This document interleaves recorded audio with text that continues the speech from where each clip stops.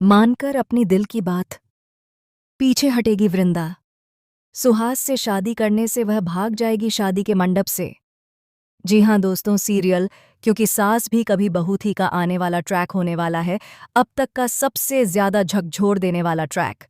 जहां एक तरफ सबको लग रहा है कि अब वृंदा की जिंदगी पटरी पर लौटने वाली है, वहीं दूसरी तरफ असलियत कुछ और ही करवट लेने वाली है। अब इस कहानी का रुख ऐसा मोड़ लेगा जिसे देखकर दर्शकों के भी होश उड़ जाएंगे, क्योंकि अब इस शादी के मंडप में सिर्फ 7 फेरे नहीं होंगे, बल्कि वहां छल, धोखा, साजिश और मौत का तांडव भी देखने को मिलेगा। वृंदा, जिसने अपने परिवार की इज्जत के लिए अपनी खुशी कुर्बान कर दी, अब अपने जीवन का सबसे बड़ा फैसला लेने वाली है। वह शादी नहीं करेगी सुहास से, लेकिन आखिर क्यों? क्या वजह है कि वह मंडप से भागने पर मजबूर हो जाएगी?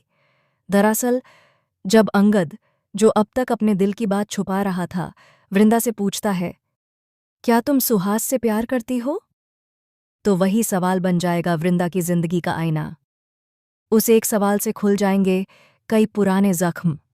हर वो पल, हर वो चीख, हर वो रात जब सुहास ने उसे जुल्म और दर्द के सिवा कुछ नहीं दिया। वृंदा को याद आ जाता है कि कैसे सुहास ने उसके प्यार, उसकी मासूमियत और उसके भरोसे का मजाक उड़ाया। कभी उसका हाथ मरोड़ा, कभी उसे कमरे में बंद किया, तो कभी उस पर हक जिसार जताने के नाम पर उसकी आत्मा तक को घायल कर दिया। ऐसा कौन करता है? कौन सा इंसान इतना गिर सकता है कि अपनी पत्नी को ही अपनी जायदाद समझे? लेकिन बेचारी वृंदा, जो हमेशा अपने परिवार की इज्जत को सबसे ऊपर रखती आई, अब तक चुप रही, क्योंकि उसे लगा कि एक लड़की की आवाज़ कभी किसी को सुनाई नहीं देती। पर अब हालात बदलने वाले हैं। अब वह चुप नहीं रहेगी।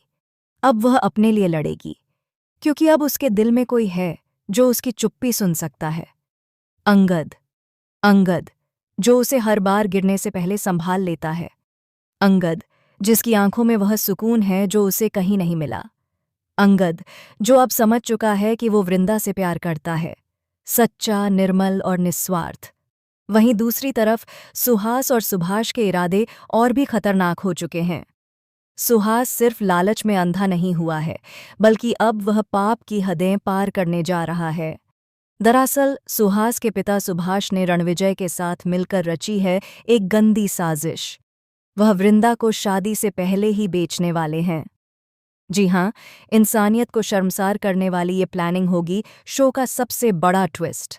रणविजय और सुभाष का मकसद है वृंदा को बेचकर पैसे कमाना और फिर उस पैसे को लेकर रफूचक्कर हो जाना।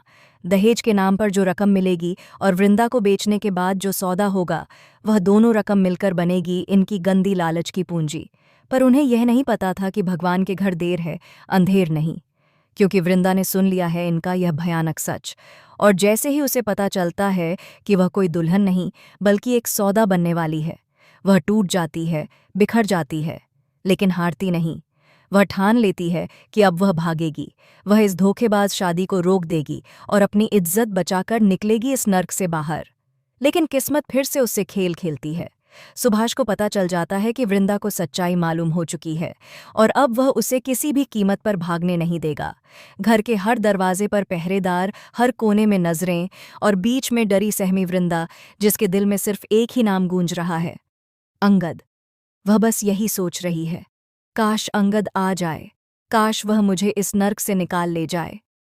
उसकी आंखों से आंसू बह रहे हैं, लेकिन उन आंसुओं में अब डर नहीं, सिर्फ उम्मीद है, क्योंकि उसे यकीन है अंगद आएगा। वहीं दूसरी तरफ अंगद को भी वृंदा की परेशानी का एहसास हो रहा है। वह समझ चुका है कि वृंदा किसी मुसीबत में है। वह हर जगह उसे ढूंढ रहा है, हर मंदिर, हर गली, हर रास्ते पर उसका नाम पुकार रहा है, वृंदा, तुम कहाँ हो? उधर घर के अंदर चल रही है एक और खतरनाक कहानी।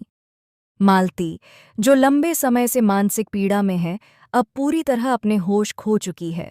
उसके अंदर का डर और गिल्ट उसे अंदर से तोड़ चुका है। वह खुद अपने हाथों से अपने जीवन का अंत करने जा रही है। मालती की चीखें, उसका दर्द, सब कुछ मिलकर इस घर को और भी अशांत बना देते हैं। उसके कमरे से आती आवाजें पूरे घर को हिला देती हैं, और जब सब उसकी ओर दौड़ते हैं तो नज़ारा ऐसा होता है जो किसी की भी रूह कांप जाए। मालती का अंत, एक और औरत की हार।